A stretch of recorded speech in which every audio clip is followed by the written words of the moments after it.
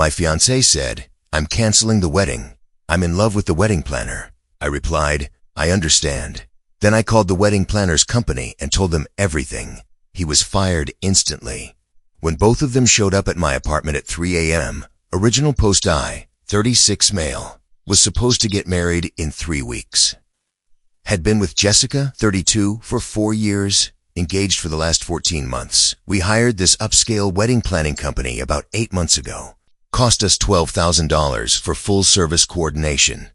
The wedding planner, Nolan, 29, was this smooth-talking guy who came highly recommended. Always dressed sharp, knew all the vendors, had that whole "I'll make your dreams come true" pitch down perfect. Jessica was impressed from day one. Looking back, the signs were there. The private vision meetings that I wasn't invited to, the late-night texts about centerpiece emergencies, the way she'd light up when he called. But I trusted her. Why wouldn't I? We were planning our wedding. Last Monday, Jessica asked to meet at our favorite coffee shop. She looked nervous, kept fidgeting with her engagement ring. Then she dropped it. "Brett, I need to tell you something. I'm canceling the wedding." My coffee cup froze halfway to my mouth. "What? Why? What's wrong?" "I'm in love with Nolan." Just like that. 4 years, gone. No build-up, no, we need to talk about our relationship. Just, I'm in love with the wedding planner. "How long?" I asked. 2 months. We didn't mean for it to happen. It just did. 2 months. While I was taste testing cakes and picking groomsmen gifts, she...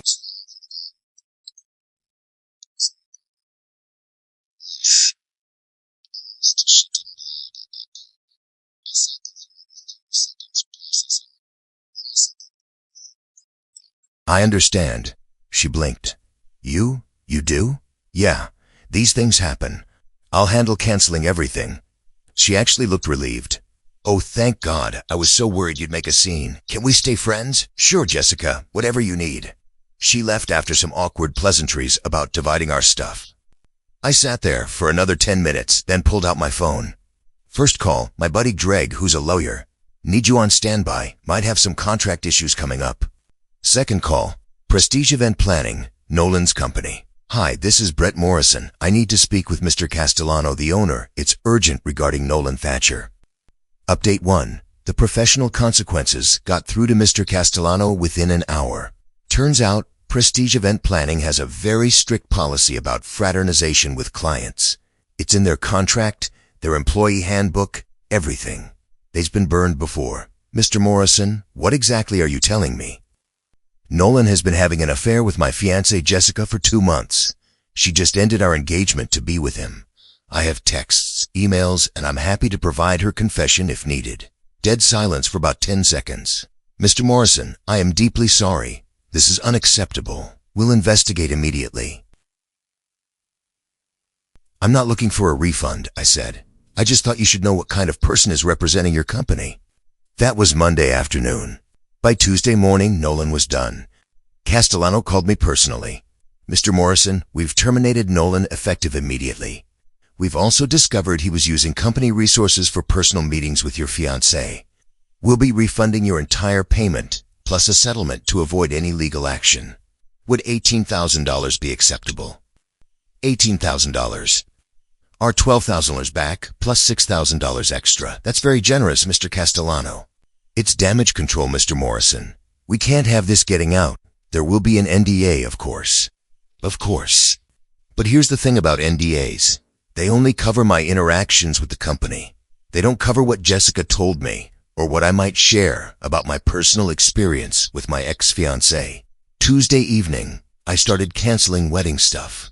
The venue, understanding the situation, I was honest, said the bride left me for another man, refunded half our deposit. The caterer kept their deposit, but it was only $2,000. The photographer, who I'd known from college, refunded everything. Then I did something petty. I posted on social media, "Wedding's off. Jessica fell in love with someone else. These things happen. Anyone need a DJ for December 15th? Already paid for." I didn't name Nolan. Didn't have to. Jessica's friends knew who the wedding planner was. Update 2. The entitlement begins Wednesday night. I get a call from Jessica. She's crying. "Brett, what did you do? Nolan got fired." I didn't do anything. I just informed his employer that he was sleeping with a client. "You vindictive bastard, he said you understood." I do understand. I understand that he violated his professional ethics and his employment contract. Natural consequences, Jess. He's going to lose everything. His apartment, his car. They were all tied to his job.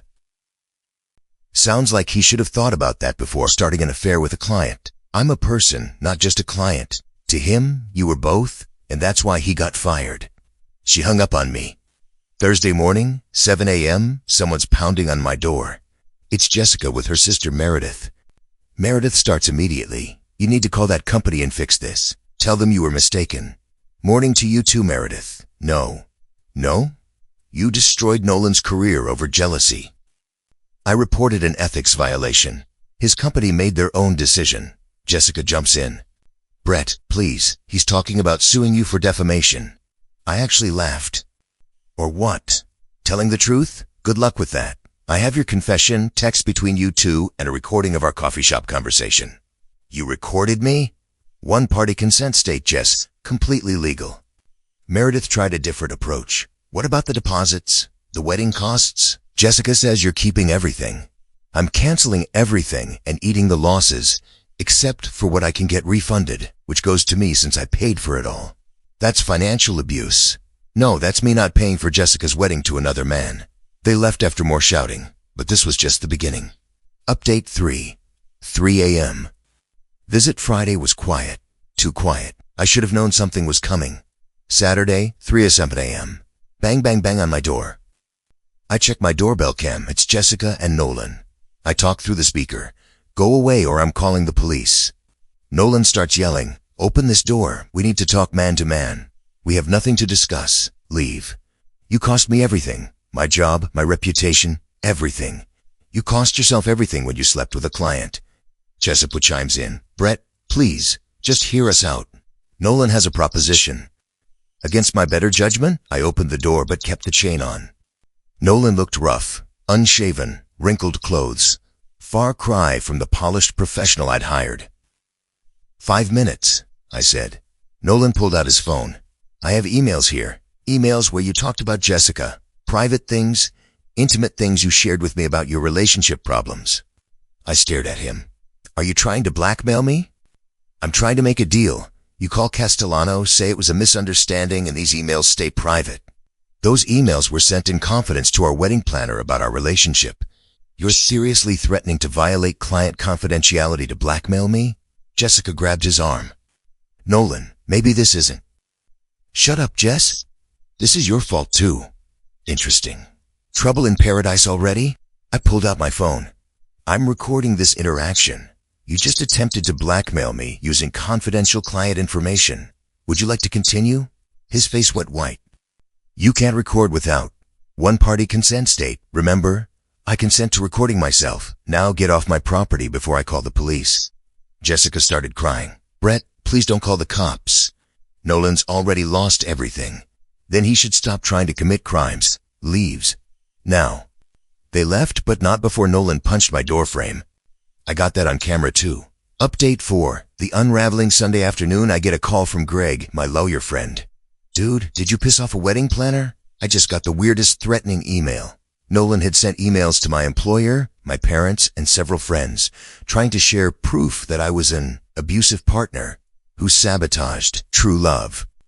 The emails included screenshots of me venting about normal relationship frustrations, taken out of context complaints about wedding stress, some creative fiction about me being controlling.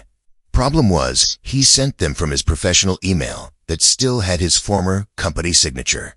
And he forgot, but those emails also showed his responses, including several where he was clearly flirting with Jessica while pretending to give professional advice. Greg was laughing. "This idiot just gave us everything. He's violating client confidentiality, admitting to his affair timeline, and showing professional misconduct. Want me to destroy him? How much would that cost? For this slam dunk, I'll do it for the entertainment value. Maybe throw me a nice bottle of scotch." Monday morning, Greg sent a cease and desist letter to both Nolan and Jessica. It outlined the blackmail attempt with doorbell camera footage, the violation of client confidentiality, harassment through defamatory emails, A promise to pursue criminal and civil charges if they contacted me or anyone in my life again. But the best part? Greg CC'd Castellano at Prestige Event Planning. Castellano called me an hour later.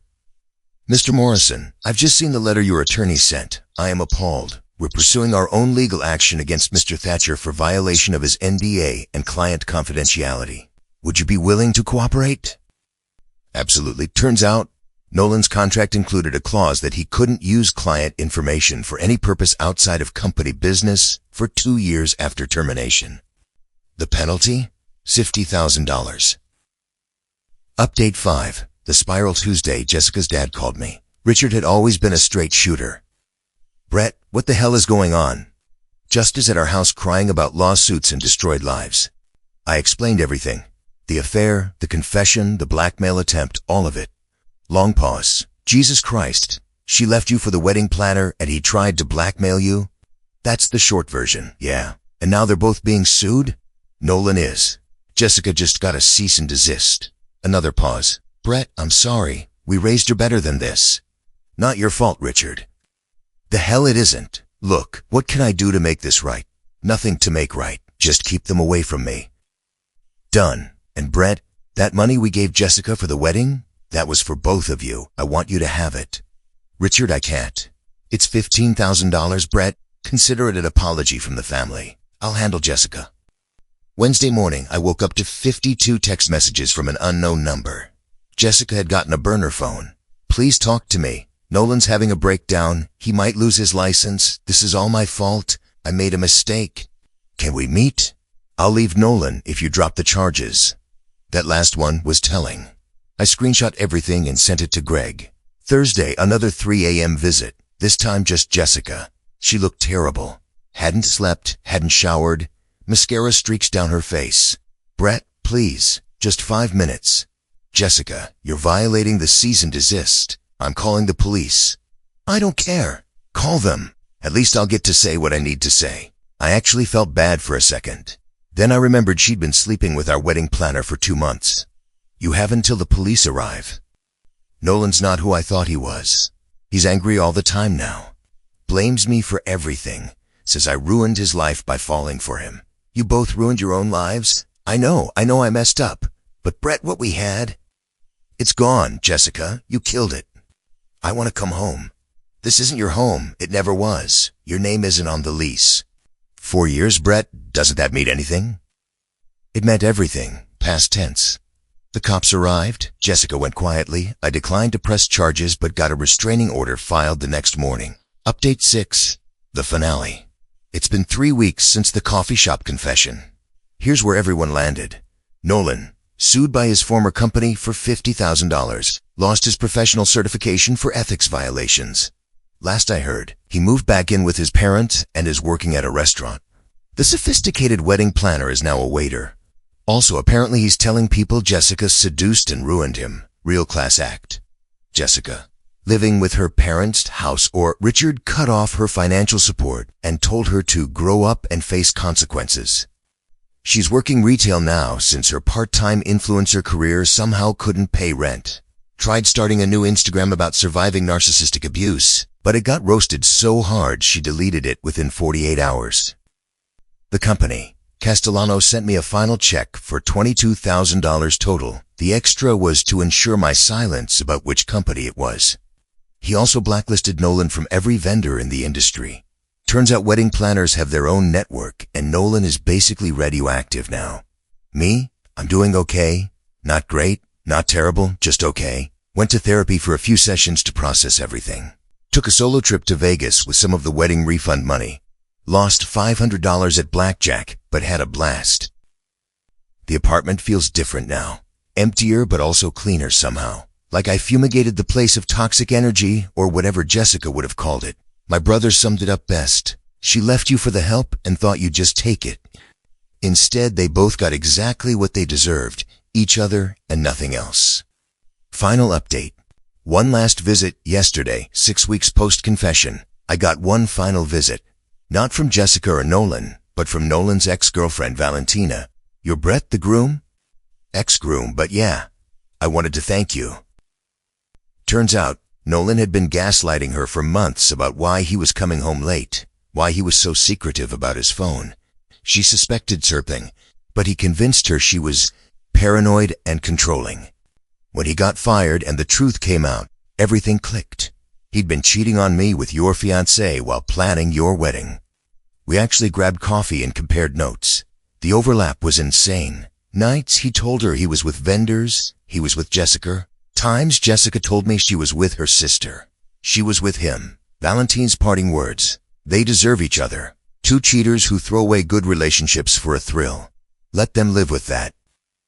Edit. Since people keep asking, yes, I kept the ring. Sold it for $8,000. Took a loss but worth it for the closure. No, I haven't started dating yet. Still processing. Yes, Richard still checks in on me. We grab beer once a week. No, I don't regret anything. They made choices. I just made sure there were consequences. The $22,000 from the company plus $15,000 from Richard, plus $8,000 from the ring, plus various refunds, which I actually came out ahead financially. Sometimes the best revenge isn't elaborate. Sometimes it's just letting people face the natural consequences of their actions while you refuse to be their safety net. Jessica wanted Nolan so badly she threw away 4 years. Now she's got him, unemployed, angry, and bitter. Nolan wanted to screw a client so badly he risked his career. Now he's got exactly what he earned. Nothing. As for me, I dodged a bullet. Better to find out now than after the wedding. The universe did me a favor, even if it hurt like hell at the time. Done with this chapter? Next one starts now.